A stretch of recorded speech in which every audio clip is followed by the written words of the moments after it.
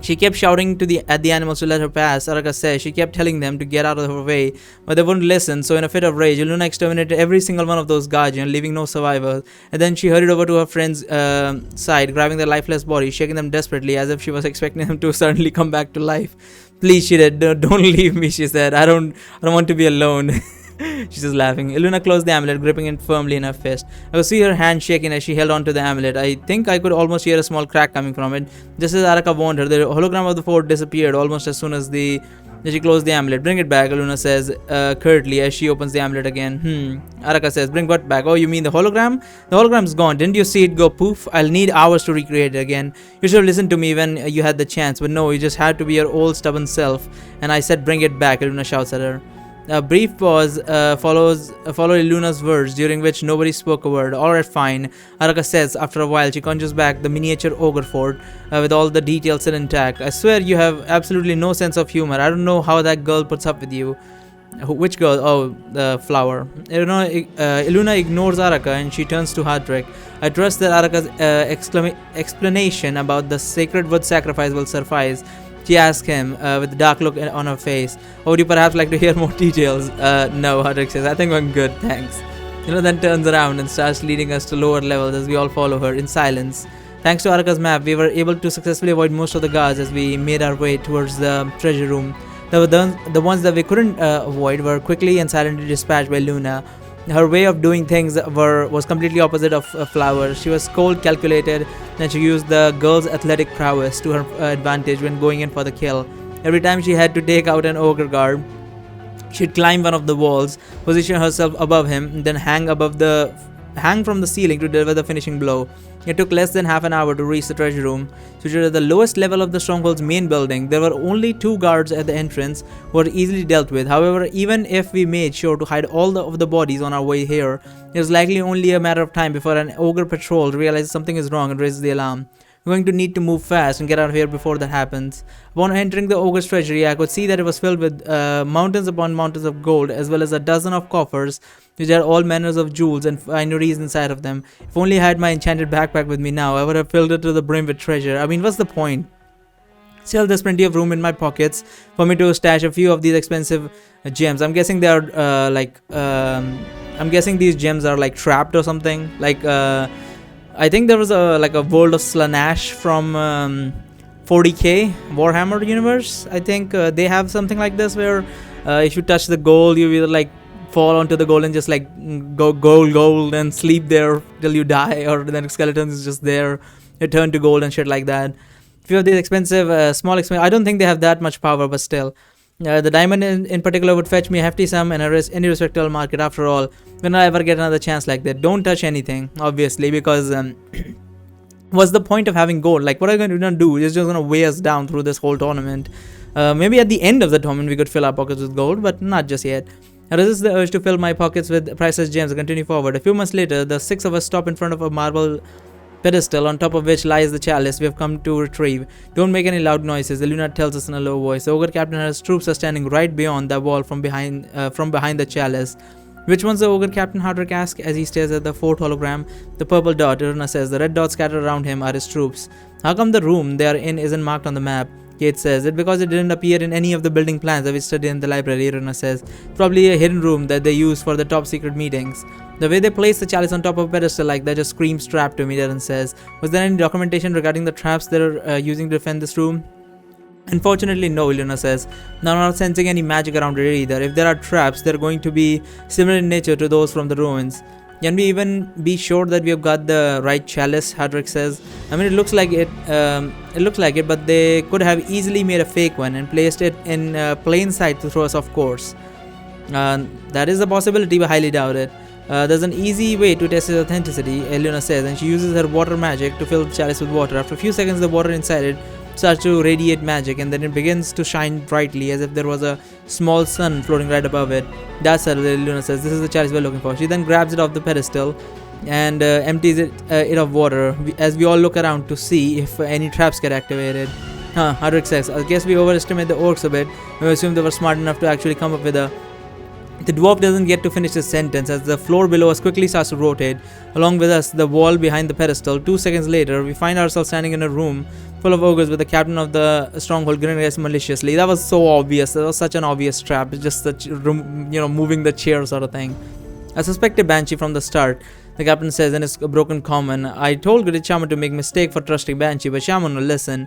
I knew you'd come here sooner or later with your friends to steal treasure, so I wait for you in secret ambush room. There are my finest warriors, they all thirst for blood. No Banshee or human leave this place alive tonight. Arga starts laughing. Is that a fact? Is that a fact, Fatso? She says. Darren wastes no time. He rushes forward towards the captain. But the ogre was ready for him. He hit him with his club as soon as he got in within range. Darren instinctively placed his shield between himself and the ogre's weapon, but the force behind the hit was so great that it sent him flying into a nearby wall. Hardrick is the next one who dashes towards the captain. The ogre hits him with his club as well. The dwarf stops his weapon by putting his hands above his head. The floor below them is beginning to crumble from the impact of the club strike. The two of them do. Luna starts to apply some pressure to the other ogres by using his water whips while doing cartwheel all over the place in order to avoid getting hit by the clubs. Not bad for a puny dwarf, the captain says, but let me ask something. Does dwarf know what lies beneath stronghold floor? Yes, it's called a hill, Hardrick says. They're kind of like mountains, only smaller. I can draw you a picture to make it easier for you to understand. That is only partly correct, dwarf, the captain says with a wicked grin. It's true that there's a hill below us, but inside the hill there's an abandoned mine which was used by goblins before us. The wood is scaffolding leading down, must be rotting by now. The two of us are standing right above cave wall, but I can't say the same about your friends. There are 300-foot drop until the floor of mines. Can your friends be flying? Dwarf. The captain then roars loudly and all of his troops fall back towards the middle of the room. Iluna takes advantage of this. She uses her water whip to behead them all in a single motion. Over there, she says as she waves to us from the middle of the ogre corpses. This must be one of the safe areas. Quick. The ogre captain grins widely upon hearing Iluna's words. He kicks Hardrick out of his way, readies his club to smash the floor from beneath us. We are short to Iluna's position. There is no time to waste. Tell Rose and Kay that we need to maintain our position. Now we need to rush to Iluna's position. I don't think telling Raids and Co to maintain our position is a good idea. Let's go. Premonition fail, but observation successful. As Kate and Rose and I hurry to reach Iluna's position, the ogre captain smashes his club into the ground. The floor begins to shatter, and suddenly notice that the cracks from the floor are spreading throughout the entire middle area of the room, but not in the area we just left. Turn back, I tell Kate and Rose. Look at the floor. That area is not safe. Turn back now. The three of us make a run for it. I guess we were supposed to maintain our position. I don't know. There was no really reason for me to believe that we don't need to do that. Three of us make a run for it, and we manage to get back to our original position in the nick of time. Iluna, who wasn't completely convinced, waited until the very last moment. He then jumped off on a wall and used it to propel herself to our position before the floor crumbled beneath her feet. If I hadn't made that check, I'm pretty damn sure I would have died. Well, what do you know? She says. You are actually right.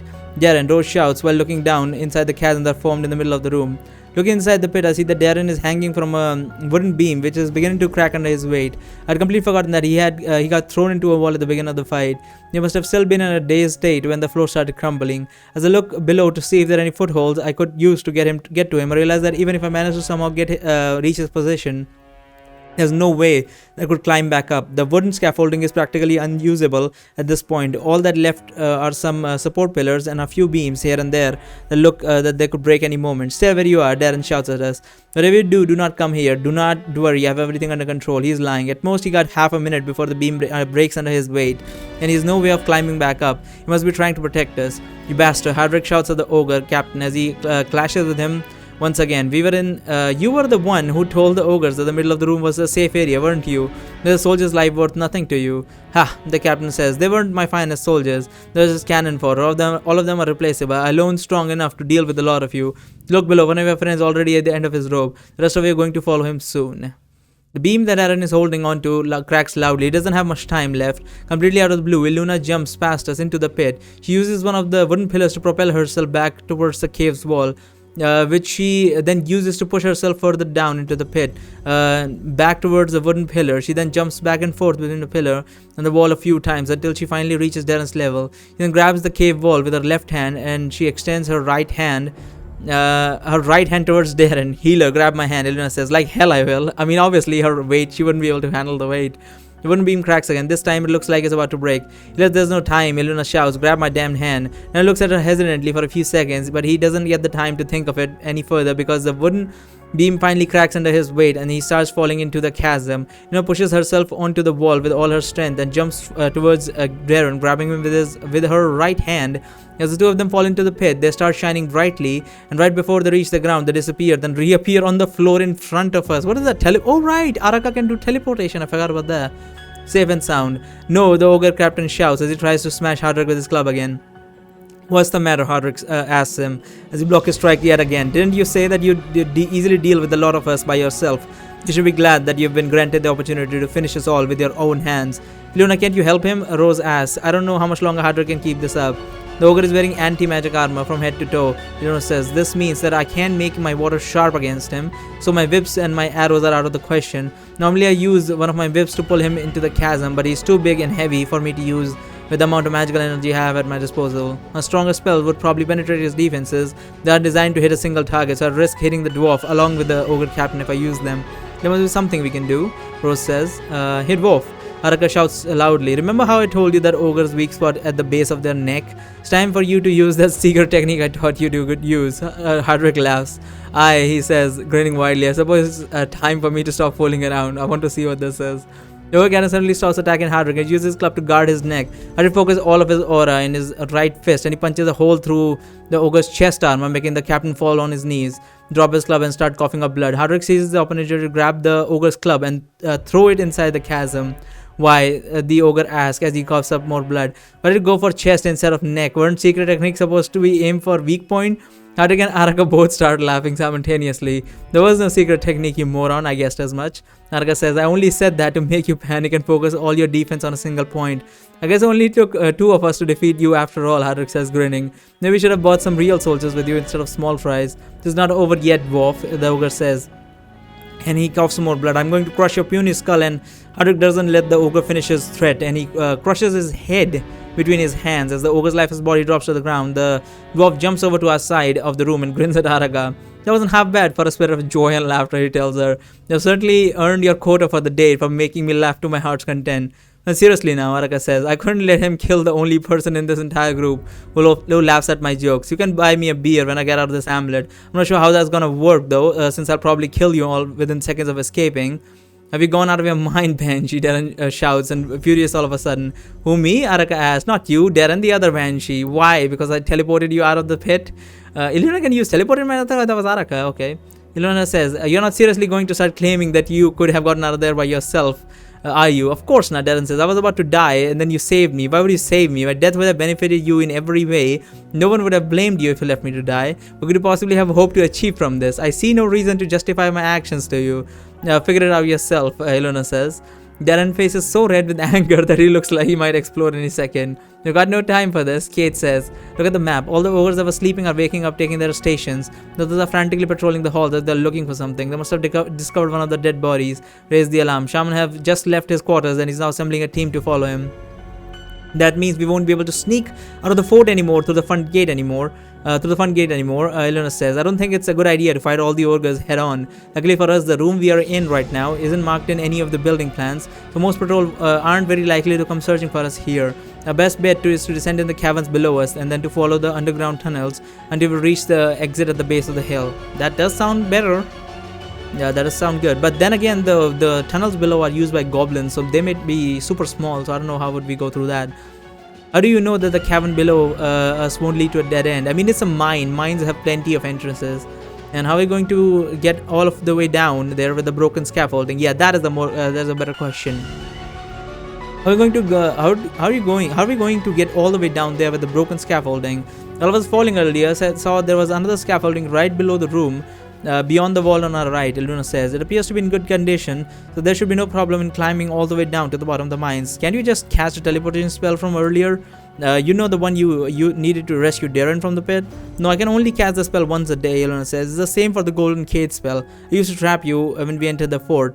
That's why I didn't use it on those ogres while I was fighting them. So you could have still cast the teleportation spell now if not for me.